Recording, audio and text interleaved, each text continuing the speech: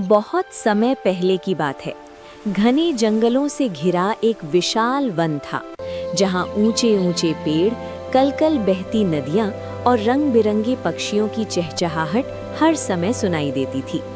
उसी जंगल में रहता था एक तेज, फुर्तीला और समझदार हिरण, जिसका नाम था चंचल। चंचल बहुत होशियार था। उसे जंगल का हर रास्ता याद था। वो न केवल तेज दौड़ता था, बल्कि हर जानवर की मदद के लिए हमेशा तैयार रहता था।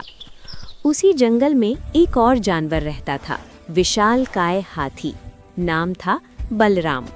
बलराम बहुत ताकतवर था, लेकिन उतना ही दयालु और शांत स्वभाव का भी। वो अपनी ताकत का कभी घमंड नहीं करता था। पहली मुलाकात।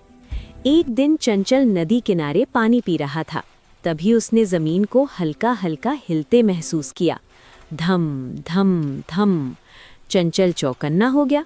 तभी सामने से बलराम आता दिखाई दिया। चंचल थोड़ा घबरा गया, लेकिन उसने देखा कि हाथी की आंखों में कोई गुस्सा नहीं था। बलराम मुस्कुराया और बोला, डरो मत छोटे दोस्त, मैं सिर्फ पानी पीने आया हूँ। चंचल को राहत मिली। उस दिन से दोनों की दोस्ती शुरू हो गई। गहरी दोस्ती। हर दिन चंचल बलराम को जंगल की नई नई बातें बताता। कहाँ मीठे फल हैं, कहाँ शिकारी घूम रहे हैं और कौन सा रास्ता सुरक्षित है। वहीं बलराम अपनी ताकत से पेड़ों से फल तोड़ देता, नदी में रास्ता बना देता और छोटे जानवरों की रक्षा करता। दोनों एक दूसरे के बिना अधूरे थे। संकट का दिन। एक दिन जंगल में भयानक तूफान और बारिश आ गई। नदी उफान पर थी। कई जानवर डर के मारे इधर उधर भाग रहे थे। तभी चंचल ने देखा कि कुछ छोटे हिरण बच्चे नदी के उस पार फंस गए हैं। चंचल घबरा गया। नदी बहुत तेज बह रही थी। वो सोचने लगा कि मैं तेज हूँ, पर इतना ताकतवर नहीं। तभी उसे बलराम याद आया। ताकत और समझ की परीक्षा। चंचल तेजी से दौड़कर बलराम के पास पहुंचा और सारी बात बताई।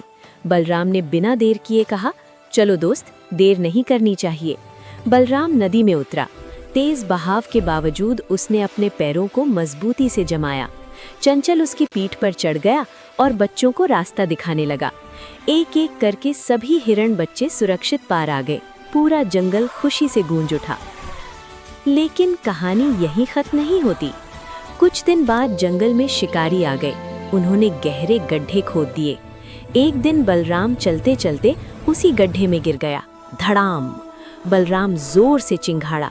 वो बाहर निकलने की कोशिश करता रहा, लेकिन गड्ढा बहुत गहरा था।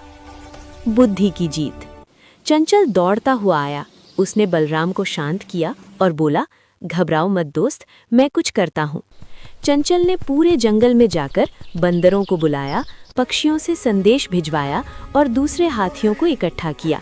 सब ने मिलकर लकड़ियां डाली, मिट्टी भरी और रास्ता बनाया।